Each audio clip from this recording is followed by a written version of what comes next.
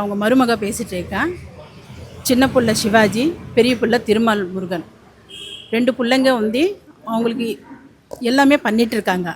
யார் எதுவுமே பண்ணலைன்னு சொல்லிட்டு கிடையாது. 2 பிள்ளைங்க எல்லாமே பண்ணிகிட்ருக்காங்க. அவங்களுக்கு யாரோ ஏதோ ஆசை காட்டிட்டு அவங்க டிஆர்பிக்காக அவங்கள சேனலில் தப்பாக இன்டர்வியூ எடுத்திருக்காங்க. ஸோ நீங்கள் எல்லாம் பார்த்துருக்கீங்க. எல்லாம் சொந்தக்காரங்க வந்திருக்காங்க, பிள்ளைங்க இருக்காங்க, மருமக இருக்காங்க, எல்லாம் பேரன் பேத்தி எல்லாம் இருக்காங்க. எல்லாமே பண்ணிகிட்டு இருக்காங்க. அவங்க தப்பான ஒரு நியூஸ் கொடுத்துட்டு எங்களை அசிங்கம் பண்ணிட்டாங்க, அவ்வளோதான். ஸோ நீங்கள் இப்போ வந்து அவங்களுக்கு என்ன எடுத்துக்கிறீங்களோ எடுத்துக்கிட்டு ஒரு நன்றி, எல்லாருக்கும் ஒரு நன்றி வணக்கம். அவங்கள வந்து இனிமேல் எந்த தப்பான நியூஸும் அவங்க மேலே போடாதீங்க தயவு செஞ்சு.